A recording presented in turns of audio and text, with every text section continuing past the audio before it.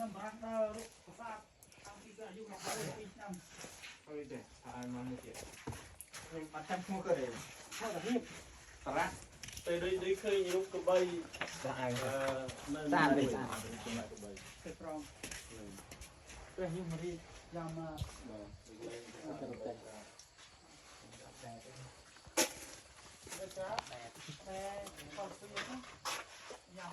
đấy đây là đây không à đi xài cho một lần học nên thu về chuyện này Người đi con ăn gì thì muốn bảo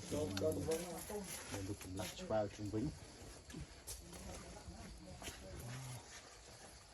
cái này sắp xếp mình đang mà cái này đi chia xe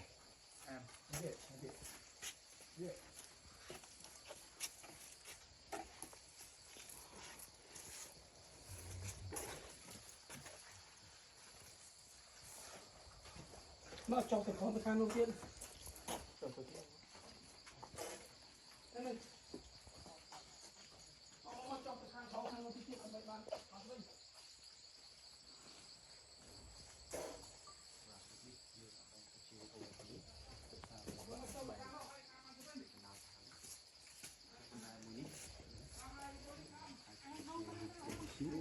trước có trực rung